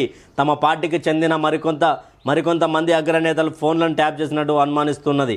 దీనిపై సమగ్ర సమాచారం సేకరించేందుకు సెంట్రల్ ఇంటెలిజెన్స్ విభాగాలు రంగంలోకి దిగినట్టు తెలిసింది. కేంద్రం దర్యాప్తు సంస్థల అధికారులు రాష్ట్ర పోలీసులకు టచ్లోకి వచ్చి ట్యాపింగ్ వ్యవహారంపై ఆరా తీస్తున్నట్టు సమాచారం. అలర్ట్ అయిన బీజేపీ మొన్నటి దాకా ఫోన్ ట్యాపింగ్ను బీఆర్ఎస్ కాంగ్రెస్ సంబంధించిన అంశంగానే చూసిన బీజేపీ ఇప్పుడు అలర్ట్ అయ్యింది. తమ పార్టీ అగ్రనేతను అక్రమ కేసులో ఇరికించేందుకు కుట్ర పన్నారని తెలిసి దాన్ని సీరియస్గా తీసుకున్నది. అయితే అసలు బీజేపీ నేత బిఎల్ సంతోష్ గారిని ఇరికిద్దాం ఫామ్ హౌస్ కేసులో అనుకున్నటువంటి బీఆర్ఎస్ నేతలకు చెంపపెట్టులాగా ఇప్పుడు బీజేపీ సెంట్రల్ గవర్నమెంట్ మరోసారి సెంట్రల్లో నరేంద్ర మోడీ గారు గెలవబోతూ ఉన్నారు. తర్వాత ఈ ఫోన్ ట్యాపింగ్ని బీజేపీ సీరియస్గా తీసుకున్నది. బీజేపీ సీరియస్గా తీసుకొని ఇలా చెమడాలు వలుస్తుంది లేదు ఈరోజు. ఇంకా ఇప్పటి నుండి ఎట్లుంటుంది అంటే ఆట వేరే లేకుంటుంది. బిఎల్ సంతోష్ గారిని ఎన్నో ఢిల్లీలో ఉన్న వ్యక్తిని అనవసరంగా గెలికి అడగేలు పోతుంటే దుర్దాకుని తీసుకొని మళ్ళీ మనమే తీసుకొని గోక్కున్నట్టు ఉంటుంది. ఫామ్ హౌస్ కేసులో బిఎల్ సంతోష్ని ఇరికించాలనే ప్రయత్నం చేశారు అంటూ కూడా రాధాకిషన్ రావు వాంగ్మూలం ఇచ్చారు అంటూ ఒక వార్తనైతే తీస్తూ ఉన్నాం. బీజేపీ సిబిఐకి అప్పయ్యప్పాల కేసు మేము ఒప్పుకోము, దీనికి మా నేతను ఎలా అవమానిస్తారు, ఎలా ఇరికించాలని ప్రయత్నించారు అంటూ కూడా ఈ రామారావు చేసే డ్రామారావు, ఈ తారక రాముడు చేసే అన్ని లీలలు ఇట్లే ఉంటాయి. వాని ఇరికిద్దామా ఈయనిరికిద్దామా లాస్ట్కి ఏడా ప్రజలు అంతే బయటపడ్డారు. అయినా కూడా అదే మాటలు అదే వైఖరి. ఇన్ని రోజులు కాంగ్రెస్ బీఆర్ఎస్ నడిచినటువంటి ఫోన్ ట్యాపింగ్ విషయమే అనుకున్నారు, కానీ దీంట్లో బీజేపీ నేతల ఫోన్లు కూడా ట్యాప్ అయినాయంట. నాకు తెలిసి మునుగోడు టైంలో రాజగోపాల్ రెడ్డి బీజేపీలో ఉన్నాడు, ఆయన ఫోన్ ట్యాప్ కావచ్చు. తర్వాత దుబ్బాక ఉప ఎలక్షన్, జిహెచ్ఎంసీ ఎలక్షన్లో అన్ని దాంట్లో ఎంతోమంది దగ్గర డబ్బులు సీజు చేసిరంట. బీజేపీకి అనుకూలంగా కాంగ్రెస్ పార్టీకి అనుకూలంగా ఉన్నటువంటి ఎవరైతే సానుభూతి పరులు ఉంటారో వాళ్ళందరూ ఫోన్లు ట్యాప్ చేసి వాళ్ళ తన బ్లాక్మెయిల్ చేసి డబ్బులు సీజ్ చేసిరంట. మరి ఎప్పుడు కొలిక్కి వస్తుంది ఈ వార్త, ఎప్పుడు అయిపోతుంది అనేది చూడాలి ఒకసారి. ఇంకో అన్న వివేకాన్న ఏమంటున్నాడే కిషన్ రెడ్డి ఇక్కడ కాదు, ఢిల్లీలో ధర్నా చేయి. కేంద్ర మంత్రి కిషన్ రెడ్డి ఇక్కడ ధర్నాలు చేసే బదులు గోదాములో స్పేస్ పెంచాలని కేంద్ర ప్రభుత్వాన్ని కోరుతూ ఢిల్లీలో ధర్నా చేయాలని చెన్నూరు ఎమ్మెల్యే వివేక్ వెంకటస్వామి అన్నారు. బీజేపీ మేనిఫెస్టో రైతుల ప్రస్తావన లేదన్నారు. అంటే ఈయన ఏమంటాడు, బీజేపీ రైతుల గురించి అసలు మేనిఫెస్టోనే పెట్టలే అని అంటుండు. ప్రస్తావన లేదంటే అదే పరిస్థితి. మరి మీరు మేనిఫెస్టోలో రైతు భరోసా, చేనేత బంధు, యువ వికాసం, గృహలక్ష్మి, మహిళా పథకాలు, ఆ పథకాలు ఈ పథకాలు, ఫ్రీ బస్సు తప్ప ఇంకేమైనా వచ్చినాయా? తెలంగాణ సమాజమా, మీరు కామెంట్లు చేయాలి. ఎవరికైనా ఈ 6 గ్యారెంటీలో ఎవడైనా లబ్ధి పొందిండా? తెలంగాణ ప్రజలు, తెలంగాణ నా అన్నలు, అక్కలు, అమ్మలు, అయ్యలు, ప్రతి ఒక్కరు ఎవరైనా అయ్యా మీరు లబ్ధి పొందితే కామెంట్ చేయండి, లబ్ధి పొందని వాళ్ళు కామెంట్ చేయరు. అన్నేమంటాడు, అసలు భారతీయ జనతా పార్టీ అసలు ప్రస్తావించలేదు. నువ్వు ప్రస్తావించి ఏం మీకుతుర్రు, ఏం చేస్తుర్రు అంటున్నా. రైతు భరోసా ఎన్ని ఎకరాలకు వేసారు? ఎంతమంది రైతులకు కడుపు మార్చుతున్నారు మీరు? ఎంతమందికి 24 గంటల కరెంట్ ఇస్తాం అని పొడిసే మాటలు మాట్లాడినటువంటి మీరు ఈరోజు ఎందుకు ఇవ్వట్లేదు? ఎందుకని రైతులకు కరెంట్ ఇస్తలేరు? రైతు రుణమాఫీ ఏమైంది? డిసెంబర్ 9 ఇంకా రాలేదా? డిసెంబర్ 9 2028 ఇస్తారా మీరేమైనా? డిసెంబర్ 9 2028లో ఏమైనా రైతు రుణమాఫీ చేస్తారా? పోరి తెచ్చుకోరు 2 లక్షలు అంటారు. ఎక్కడవా 2 లక్షలు కాదు, లొటపీస్ కట్టే 10 రూపాయలు లేవాడ. బ్యాంకుల చుట్టూ చూస్తే అమ్మ రైతు బంధు మెసేజ్ వస్తుంది, పోతే అకౌంట్లో పోతే ఏమిరా బాబు ఎన్నిసార్లు తిరుగుతామని రైతులను తిడుతున్నారు. పాస్బుక్కులు విత్తనాల షాప్ ముందర పెట్టుకోవాల్సినటువంటి పరిస్థితికి వచ్చింది. అక్కడ విత్తనాలు ఎందుకు 2 వేస్తారు అంటే లాఠీ చార్జ్ చేపిస్తున్నటువంటి గవర్నమెంట్ మీది. భారతీయ జనతా పార్టీలో ఇన్ని రోజులుండి మళ్ళీ భారతీయ జనతా పార్టీని విమర్శిస్తున్నారు. ఏమేకన్నా రైతుల కోసం ఏం చేశారంటే ఏం చెప్తారు? రైతుల కోసం ఏం అసలు మీ కాంగ్రెస్ పార్టీ ఎంపీ ఎలక్షన్ల టైంలో ఏం చెప్పింది? మోడీని ఓడించాలి అనే మాట తప్ప మేము దేశానికి ఏమైనా చేయబోతా ఉన్నామని ఏమైనా చెప్పిందా? చెప్పడానికి ఏమైనా ఆస్కారం ఉన్నది? ఎవడన్నా నమ్ముతున్నా మిమ్మల్ని? తెలంగాణ ప్రజలు మార్పు కావాలని మీ సైడ్ వచ్చారు.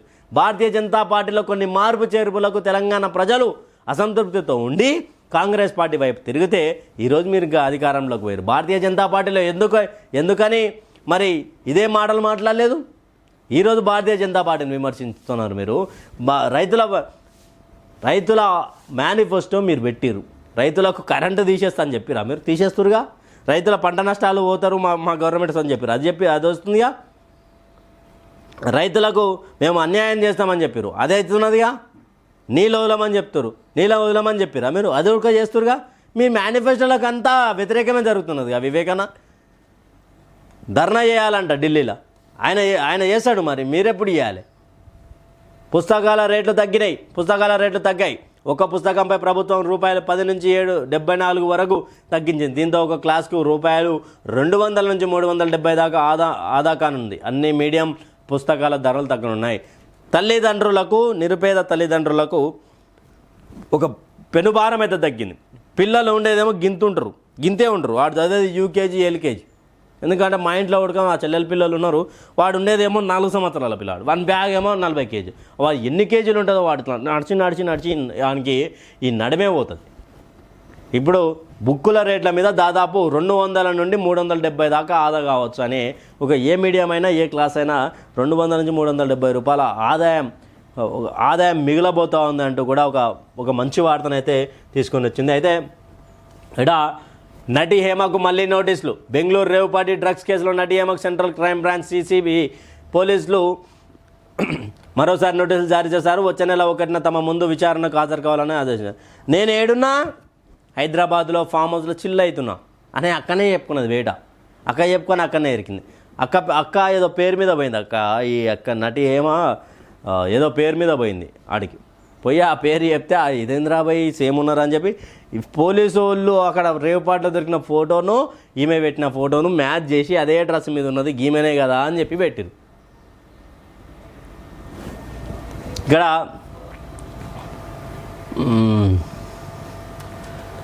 ఈస్ట్ సౌత్లో బీజేపీకి ఎక్కువ సీట్లు. ఎన్డీఏ 400 స్థానాల పక్క అమిత్ షా. తెలంగాణలో 10 సీట్లు, ఒడిశాలో 17 సీట్లు గెలుస్తాం. బెంగాల్లో 24 నుండి 30 సీట్లు వస్తాయి. ఏపీ అసెంబ్లీ ఎన్నికల్లో కూటమిదే విజయం అని ధీమా అంటూ కూడా ఒక వార్తను తీసుకొచ్చారు. ఇప్పుడు భారతీయ జనతా పార్టీ బలంగా నమ్ముతున్నది ఏంటంటే మోడీ వేవ్. అబ్కే బార్ 400 పార్ అనేది ఎందుకో క్రాస్ చేస్తారనిపిస్తూ ఉన్నది నాకు. వాళ్ళు అన్నమాట మీద నిలబడతారు. వాళ్ళు పోయి ఢిల్లీలో ధర్నా చేయి, ఆడధర్నా చేయగా తెలంగాణలో రాసి పెట్టుకోరు ప్రజలారా. ఎప్పటి నుండో చెప్తా ఉన్నా, ఎగ్జిట్ పోల్ వచ్చిందాక కూడా మీరు ఆశ్చర్యపోతారు. 8 నుండి 10 స్థానాలను భారతీయ జనతా పార్టీ కైవసం చేసుకోబోతా ఉన్నది.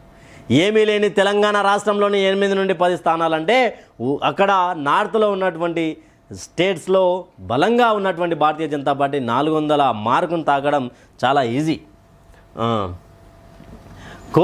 కోడ్ ముగియగానే కమిషన్ కార్పొరేషన్ పదవులు కనీసం 15 నుంచి 20 నామినేటెడ్ చైర్మన్ల నియామకంపై సీఎం రేవంత్ దృష్టి.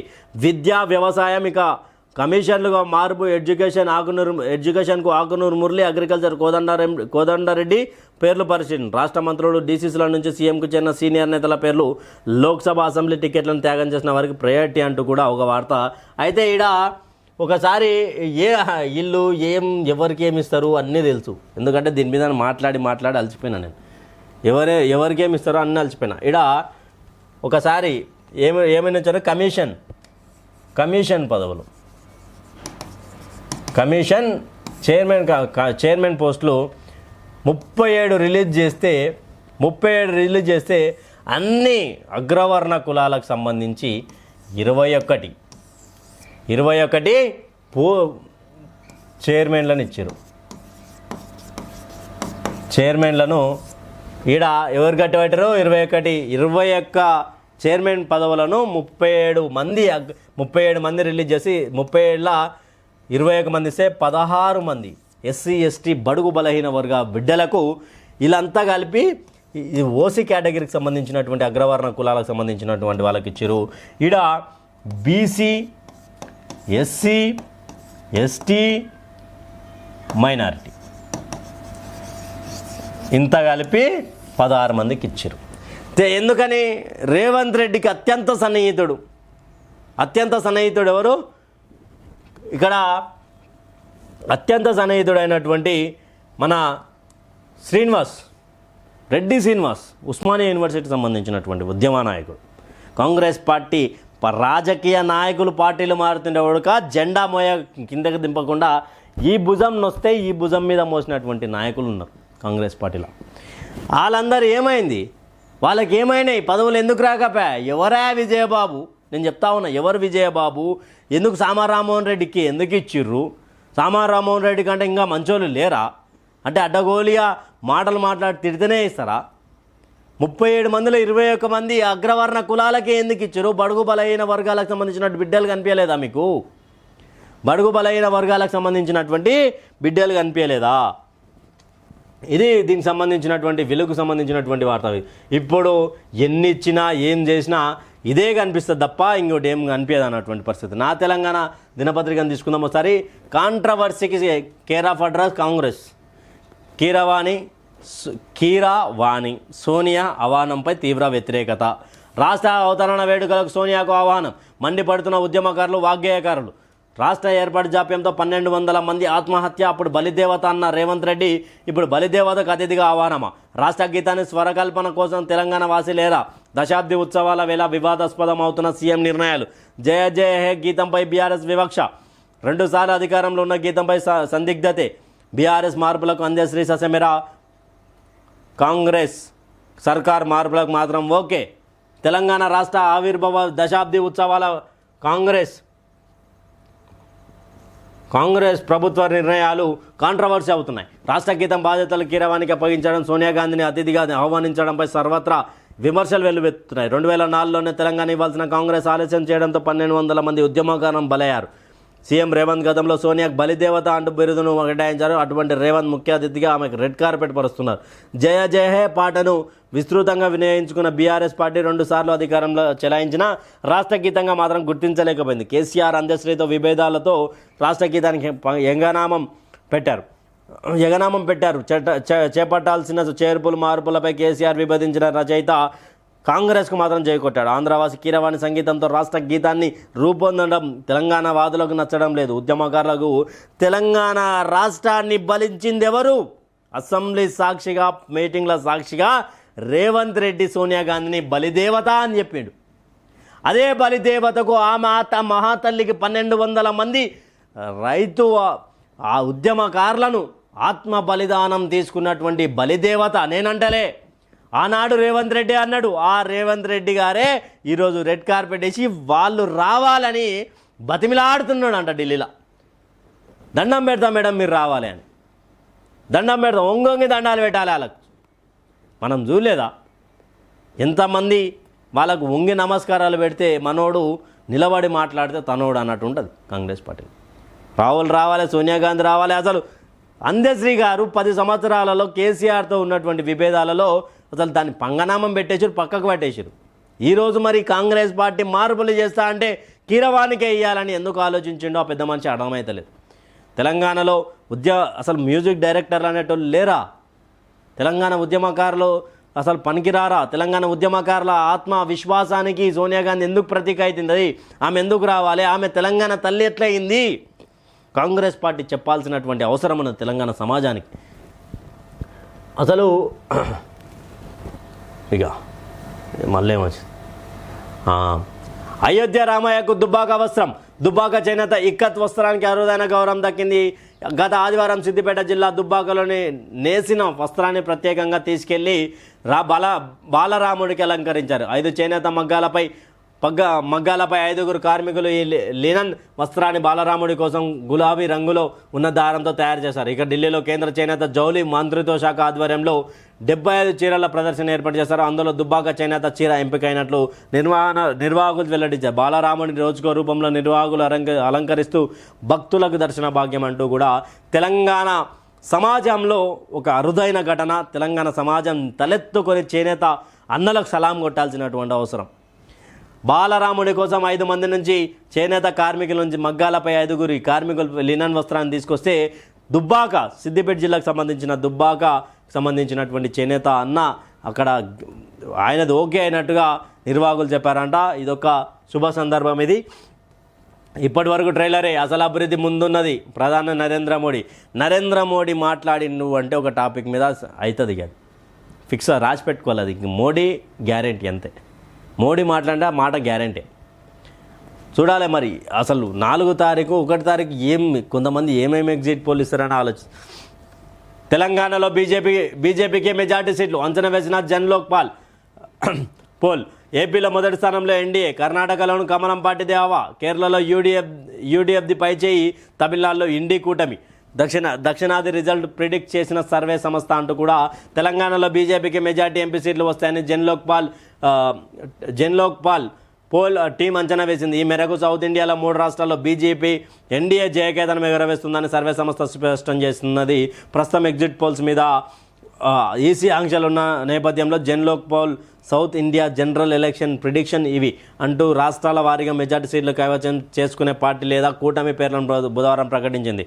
దీంతో తెలంగాణలో కాషాయ పార్టీ సత్తా చాటుకున్ననే విషయం మరోసారి స్పష్టమైంది. విశ్వసనీయత ఎంత? జన్లోక్ పోల్ విశ్వసనీయత గల సర్వే సంస్థ. తెలంగాణ 2023 అసెంబ్లీ ఎన్నికల్లో కాంగ్రెస్ పార్టీ అధికారంలోకి రాబోతుందన్న విషయాన్ని అత్యంత ఖచ్చితంగా చెప్పిన సంస్థ ఇదొక్కటే. అలాంటి సర్వే సంస్థ ఇప్పుడు ఎంపీ ఎన్నికల్లో ఏ రాష్ట్రంలో ఏ పార్టీకి ఎక్కువ సీట్లు గెలుచుకోబోతుందనే విషయాన్ని ప్రకటించింది. ఎన్నికల ముందు వరకు తెలంగాణలో బీజేపీకి మెజార్టీ సీట్లు వస్తాయని తెలిపిన జన్లోక్ పోల్ ఇప్పుడు కూడా అదే స్టాండ్ను కొనసాగిస్తూ తాజా అంచనాల్లో కూడా తెలంగాణ బీజేపీకి మెజార్టీ సీట్లు వస్తాయని ప్రకటించింది. రాష్ట్రాల వారీగా చూస్తే దక్షిణ భారతదేశంలోని 5 రాష్ట్రాల్లో ఎన్నికల ఫలితాలు ఎలా ఉంటాయో జన్లోక్ పోల్ టీం అంచనా వేసింది. ఈ మేరకు అంటూ కూడా ఆంధ్రప్రదేశ్లో ఎన్డీఆర్ అంట, కేరళలో యూడీఎఫ్ అంట, తమిళనాడులో ఇండి కూటమి అంట ఎక్కువ సీట్లు గెలుచుకుంటాయని తెలంగాణలో మేము మొత్తుకుంటూనే ఉన్నాం. మస్తు మంది మొత్తుకున్నాం. అరే బాబు తెలంగాణలో మీ తోన కాదు, కాంగ్రెస్ పార్టీ ఏమైతే నమ్మి రాహుల్ గాంధీ గారు రేవంత్ రెడ్డి గారు ముఖ్యమంత్రి వచ్చారో అది కాదు, నెరవేరదు, ఆ కలగానే ఉంటుంది అని చెప్పి మాట్లాడుకుంటున్నాం. అది నిజంగానే 8 నుంచి 10 స్థానాల్లో హయ్యెస్ట్ మెజార్టీ సీట్లను బీజేపీ కైవసం చేసుకోబోతా ఉన్నది. అది ఆల్రెడీ 2023 ఏదైతే కాంగ్రెస్ పార్టీ అధికారంలోకి వస్తుందని ఖచ్చితంగా చెప్పినటువంటి జన్లోక్ పోల్ సర్వే సంస్థనే మరోసారి ఇక్కడ చెప్తా ఉన్నది. తమిళనాడులో ఇండి కూటమి అంటూ కూడా ఒక వార్త. ఇక్కడ జూన్ 9న గ్రూప్ 1 ప్రిలిమ్స్ గ్రూప్ 1 ప్రిలిమ్స్ అభ్యర్థులకు తెలంగాణ రాష్ట్ర పబ్లిక్ సర్వీస్ కమిషన్ కీలక అప్డేట్ ఇచ్చింది. జూన్ 1వ తేదీ మధ్యాహ్నం నుంచి హాల్ టికెట్లు వెబ్సైట్లో అందుబాటులో ఉంటాయని, అభ్యర్థులు డౌన్లోడ్ చేసుకోవచ్చని టీజీఎస్పీ అంటూ కూడా ఒక వార్త. జూన్ 9వ తారీఖున గ్రూప్ 1 ప్రిలిమ్స్ ఉంటాయని కూడా వార్తను తీసుకొచ్చిండు. కాకతీయ కళాతోరణం చార్మినార్ కొనసాగింపు రాజరికం కాదా? కళాతోరణమే రాజరికమా? చార్మినార్ తొలగించకపోవడం వెనుక ఎంఐఎం ఓవైసీ బ్రదర్స్కు భయపడే నిర్ణయమా? ఎక్కడి పోతుందిరా బాబు? ఏడున్నాం మనం? కళాతోరణం, కాకతీయ కళాతోరణం రాజరికం, ఇక్కడ చార్మినార్ రాజరికం కాదు. ఓవైసీ బ్రదర్ చక్రం తిప్పుతా ఉన్నారా? ఓవైసీ బ్రదర్ అసదుద్దీన్ని గెలిపేయడానికి డమ్మీ క్యాండిడేట్ని పెట్టారు. అది మీ కాంగ్రెస్ నేతనే చెప్పిండు ఫిరోజ్ ఖాన్. మరి ఈడ ఎందుకని దీనికి సంబంధించి చార్మినార్ ఎందుకు తొలగించడం లేదు? ఇప్పుడు జరిగేది అంటే చార్మినార్ ఎందుకు తొలగించలేదు? కాకతీయ కళాతోరణం ఎందుకు తొలగిస్తున్నారు? కాంగ్రెస్ పార్టీ ఇంకెన్ని రోజులని ఒక మతానికి ఒక సంపన్న వర్గానికి సంబంధించినటువంటి విభిన్న జాతుల మీద ఎన్ని రోజులని వివక్ష చూపిస్తుంది? కొంతమందికి ఎందుకు ఒత్తాసు పలుకుతుంది? ఆనాటి నుంచి ఇదే పోగడనా? ఇవి నా తెలంగాణకు సంబంధించినటువంటి వార్తా విశేషాలు. న్యూస్ లైన్ తెలంగాణ చూద్దాం ఒకసారి. అయ్యో,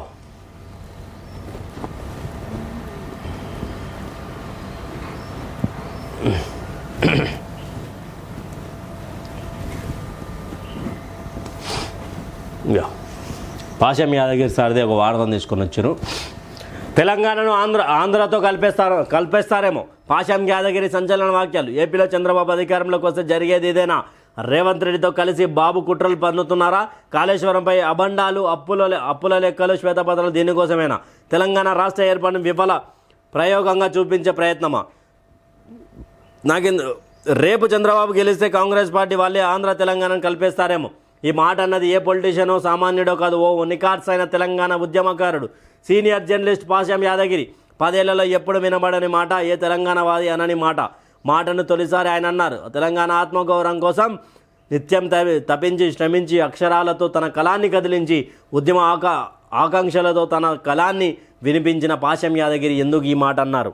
రేవంత్ సర్కార్ను చూసి ఆయన ఎందుకు అంతగా ఆందోళన చెందుతున్నారు? తెలంగాణ బద్ధ వ్యతిరేకిగా తెలంగాణ వాదులు భావించే చంద్రబాబు, ఆయన శిష్యుడిగా పేరొందిన రేవంత్ రెడ్డి ఇద్దరు కలిసి కుట్రలకు పాల్పడుతున్నారా? పాశం యాదగిరి లాంటి ఉద్యమకారుడి మాటల వెనుక అర్థం ఏంటి? చంద్రబాబు నాయుడు గారు మీ గురువు గారు గెలిసి ఏంటంటే గురువు అన్నాడు, ముడ్డి మీద అంతా అన్నాడు ఒక ఇంటర్వ్యూలో. ముఖ్యమంత్రి అన్నాడు, నేను అంటలేను సార్. తెలంగాణ ఉద్యమం కోసం, తెలంగాణ అస్తిత్వం కోసం తన కళాన్ని, తన గళాన్ని వినిపించినటువంటి పాశం యాదగిరి సార్ ఈరోజు అస్తిత్వం కోల్పోతామని ఆయనకి డౌట్ వచ్చిందంటే ఏదో జరగబోతా ఉన్నది తెలంగాణ రాష్ట్రానికి. అప్పుల కుప్పగా అయింది తెలంగాణ రాష్ట్రం. సాధించుకున్నాక మేము ఏం సాధించుకోలే అనే విధంగా రేవంత్ రెడ్డి తయారు చేసి తన గురువు అయినటువంటి చంద్రబాబు నాయుడు అక్కడ అధికారంలోకి వస్తే కలిపే అవకాశం ఉంటుందేమో అని చెప్పి మాట్లాడుతూ ఉన్నారు. మరో నిఖార్సైన తెలంగాణ ఉద్యమకారుడు గాదే ఇన్నయ్య సారుడుగా ఆయన బీజేపీలోకి పోతాడని కామెంట్. రేవంత్ రెడ్డి మీద ఎందుకని కామెంట్స్ వస్తూ ఉన్నాయి? నిజానికి రేవంత్ రెడ్డి అలాంటి వాడేనా? ఎస్, వీళ్ళు తెలంగాణ ఉద్యమం కోసం కొట్లాడిన వాళ్ళు. ఆయన గన్ను పెట్టుకుని తిరిగినాడు తెలంగాణ ఉద్యమకారులను కాల్చి చంపుతాను. ఏడా కరీంనగర్లో ఈటల రాజేందర్ అన్న మీటింగ్ చేస్తూ ఉంటే ఆడ ఎట్లా చేస్తారో చూస్తా అని చెప్పి గన్నులు పెట్టుకొని తిరిగిండు. ఆయన ఈరోజు ముఖ్యమంత్రి. తెలంగాణ వాదులను అనగదొక్కినటువంటి వ్యక్తి తెలంగాణ అస్తిత్వాన్ని కోల్పోయే విధంగా చేశాడేమని భయం అవుతూ ఉన్నది. కాళేశ్వరంపై అబండాలు అవన్నీ కూడా వేస్తే నాకు భయం అవుతూ ఉన్నదంటూ కూడా ఏమో కలిపే అవకాశాలు ఉంటాయి, లేదు లేకపోవడం ఏంది అంటూ కూడా ఒక అతిథి తీసుకొచ్చారు. రాజముద్రలో ఆంధ్ర వాసన, తెలంగాణ చిహ్నంపై తుది కసరత్తు, 3 డిజైన్లు పరిశీలిస్తున్న సీఎం. సోషల్ మీడియాలో ఫోటోలు వైరల్, ఏపీ మాదిరిగా ఉందని విమర్శలు. చార్మినార్ కళాతోరణం లేకపోవడంపై ఆగ్రహం, కొత్త చిహ్నంపై జనం నుంచి వ్యతిరేకత. టీజీ స్థానంలో టీఎస్ తీసుకొచ్చింది. ఆర్టీసీ లోగోను కూడా మార్చబోతోంది. ఇప్పుడు రాష్ట్ర అధికారం చిహ్నం అంటూ కూడా ఒక వార్తను తీసుకొని వచ్చింది. పూర్తి స్థాయిలో ఆంధ్ర వాసన కనిపించే విధంగా ఆంధ్ర ఏదైతే ఉన్నదో అదే విధంగా ఇక్కడ తోరణం ఈ చిహ్నం ఉండబోతా ఉన్నది అంటూ కూడా సోషల్ మీడియాలో వైరల్ అవుతున్నటువంటి ఫోటోలలో కనిపిస్తుందంటూ కూడా న్యూస్. మిస్టర్ రేవంత్ రెడ్డి, నువ్వు దేనితో పెట్టుకోకూడదో దానితో పెట్టుకుంటున్నావు. ఆత్మగౌరవం, తెలంగాణ ఆత్మగౌరవం అది చాలా డేంజర్. దాని దమ్మేందో నీ గురువు చంద్రబాబుని అడుగు, దాని పవర్ ఏందో ఉమ్మడి సమైక్య పాలకులను అడుగు, దాని బలమేందో నీ పార్టీ పెబ్బ సోనియా గాంధీని అడుగు. తెలంగాణ ఆత్మగౌరవం అంటే ఏమనుకున్నావు బిడ్డ? 60 ఏండ్ల పోరాటానికి పునాది, అది కొట్లాటకు పిడికిలెత్తిన తెగింపు, అది ఉద్యమ నాయకుల ధైర్యం, అది విద్యార్థి లోకాన్ని కదిలించిన చైతన్యం, అది లక్ష్యాన్ని ముద్దాడిన విజయం, అది మా అమరుల త్యాగ ఫలితం. అది తెలంగాణ ఆత్మగౌరవం అంటే నీకంటే పెద్ద పెద్ద మోతేవార్లను చూసినాం, ఉరికించినాం. మా అమరుల రక్తంతో తడిసిన నేల ఇది, నువ్వెంత తొక్కుకుంటా పోతాం జై తెలంగాణ అంటూ కూడా జర్నలిస్ట్ శంకర్ అన్న రాసుకుంటూ వచ్చిండు. మోతేవారు మంచి మంచి మోతేవార్లను చూసినాం.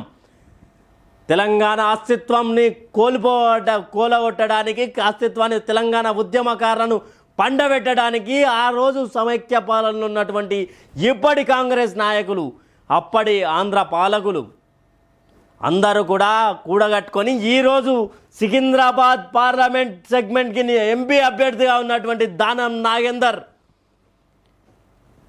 ఫైబర్ కట్టెలతోటి తెలంగాణ ఉద్యమకారుల మీద దాడి చేసిండు. ఈరోజు తెలంగాణ అస్తిత్వాన్ని ఇక్కడ పోగొట్టడానికి ప్రయత్నిస్తే నీలాంటి మంచి మంచి మోతేవార్లను మేము విడగొట్టినాం, మంచి మంచి తొక్కుకుంటా పోతామని చెప్పి ఈడ స్పెషల్ ఐటమ్ని తీసుకొచ్చిండు జర్నలిస్ట్ శంకర్ అన్న. ఏం తమాషాలు అవుతున్నాయా? ఏం ముఖ్యమంత్రి గారు ఇదేంది సార్? ప్రతిదీ ఆంధ్ర చిహ్నంతో కనిపించినట్టు. వరంగల్ కాకతీయ కళాతోరణం ఏమైంది? ఎందుకని అలా చేస్తూ ఉన్నారు? ఆంధ్ర పెత్తందారులు, ఆనాటి గవర్నమెంట్ అలానే ఉంది, ఈనాటి గవర్నమెంట్ అలానే ఉంది. ఎండలో రైతన్న పాటలో రేవంత్ అన్న, విత్తనాలు దొరకక అవస్థలు, రోజంతా రైతుల పడిగాపులు, అన్నదాత కష్టాలు పట్టని సీఎం, నోరు తెరవని వ్యవసాయ మంత్రి తుమ్మల, వానాకాలం సాగుపై సమీక్ష చేయని సర్కార్, బ్లాక్ మార్కెట్కు తరలుతున్న విత్తనాలు, ఘన బజానాలో రేవంత్ బిజీ. రాష్ట్రంలో సాగుకాలం మొదలై విత్తనాల కోసం అన్నదాతలు అరిగోస పడుతున్నారు. వారం రోజులుగా విత్తనాల కోసం ఎదురు చూస్తున్నారు. తెల్లవారుజాము నుంచే షాపుల ముందు పడిగాపులు కాస్తున్నారు. ఎర్రటి ఎండలో గంటల తరబడి ఎదురు చూస్తున్నారు. పోలీసుల లాఠీ దెబ్బలు తట్టుకొని నిలబడుతున్నారు. విత్తనాల కోసం ఓవైపు అన్నదాతలు ఏడుస్తున్నారు, మరోవైపు ప్రతిపక్షాలు మొత్తుకుంటున్నాయి. అయినా అవేవి ఈ ప్రభుత్వానికి కనిపించడం లేదు, వినిపించడం లేదు. గానా బజార్లో ముఖ్యమంత్రి రేవంత్ రెడ్డి మునిగిపోయారు. ఇక వ్యవసాయ శాఖ మంత్రి జాడే లేదు. వ్యవసాయ శాఖ మంత్రి ఎందుకు ఇచ్చిరో నాకు ఇంకా అర్థమైతే లేదబ్బా, నిజంగా అర్థమైనటువంటి పరిస్థితి. ఎందుకు ఇచ్చిరాయా ఆయన? ఫిబ్రవరి ఆఖరి వరకు రైతు భరోసా అందుతుంది మీకు. ఈ పార్టీ ఎవరిది? ముస్లింల పార్టీ. రైతు భరోసా ఏమైంది సార్? అకౌంట్లలో వేసినాము, వేసి కంప్లీట్ చేసి అయిపోయినాయి. ఇవన్నీ ఆయన మాట్లాడుతూ ఉన్నారు. ఎండలో రైతన్నలు ఇట్లా కూర్చుండ్రు. నకిలీ విత్తనాలకు కూడా తెరలేవడానికి ఆస్కారం ఉంటుంది. అదేవిధంగా మార్కెట్లు బ్లాక్ దందాకు తెరలేపే విధంగా ఈయన కష్టపడతా ఉంటే ఏమీ లేనట్టు, ఈయననే లేనట్టు వాళ్ళని కూర్చోబెట్టి ఆయన ఏసీలో కూర్చొని చల్లగా మాట్లాడుతుండు. అసలు దీని మీద మాట్లాడేటోళ్ళు లేడా? ఇక్కడ మద్యం స్కామ్, ప్రభుత్వ ఖజానాకు 1000 కోట్ల నష్టం అంటూ కూడా ఎక్సైజ్ శాఖ మంత్రికే తెలియకుండా పర్మిషన్. కొత్త బీర్లకు అనుమతి ఇచ్చింది ఎవరు? కమిషన్ల కోసమేనా? కొత్త బ్రాండ్లకు అనుమతి. తెర వెనుక చక్రం తిప్పింది ఎవరు? సీఎం రేవంత్, ఆయన సోదరుల పాత్ర ఎంత? 1000 కోట్ల పెద్దల ఖజానాకు ముందు కృత్రిమ కొరత సృష్టి, అనగా కొత్త బ్రాండ్లకు అనుమతి. బయటకు రావడంతో నాకు తెలియదంటున్న ఎక్సైజ్ మంత్రి. బేవరేజ్ కార్పొరేషన్పై నేపం నెట్టేస్తున్న జూపల్లి, భారీ కుంభకోణం అంటూ అనుమానాలు అంటూ కూడా అసలు ఏది ఎక్సైజ్ మినిస్టర్కి తెలియకుండానే కొంతమందికి పర్మిషన్లు వచ్చినాయంట. ఇదెక్కడి తథ్యమో ఇదెక్కడి చూసామో నాకు అర్థమైతే లేదు. మరి దీని ఎన్నుకున్నది పర్మిషన్ ఇచ్చింది ఎవరు సారు? ఎక్సైజ్ మినిస్టర్కి తెలియదా? ఎక్సైజ్ మినిస్టర్ తెలియకుండా అవుతాయా? ఇదెక్కడి పంచాయతీ?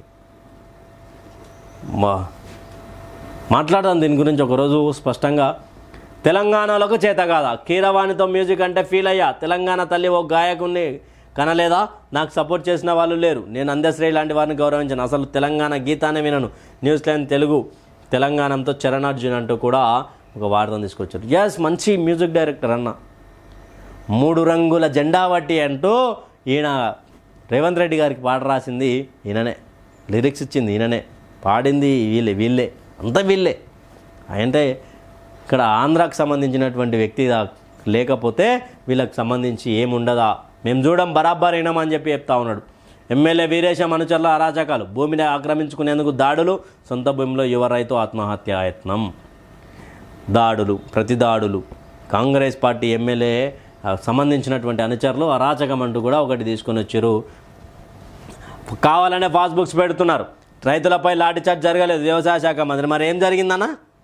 అయ్యా తుమ్మల నాగేశ్వరరావు గారు ఏం జరిగింది చెప్పాలి ఒకసారి మీరు ప్లీజ్. మీరు ఈరోజు మాట్లాడుతూ ఉన్నారు, నాకు నవ్వు వస్తుంది.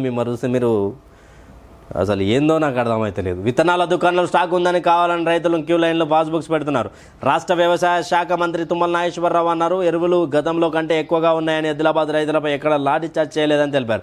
ప్రతిపక్షాలు ప్రభుత్వంపై దుష్ప్రచారం చేస్తున్నారని విమర్శించారు. ఓకే, బ్రాండ్ విత్తనాలు కావాలని రైతులు డిమాండ్ చేయడంతో ఇబ్బందులు ఏర్పడుతున్నాయని వివరించారు. రుణమాఫీ విషయంలో ఆర్బీఐతో చర్చిస్తున్నట్టు తెలిపారు. అయితే మంత్రి వ్యాఖ్యలపై రైతులు ఇంకా మీరు రుణమాఫీ విషయంలోనే మాట్లాడుతురా సారు?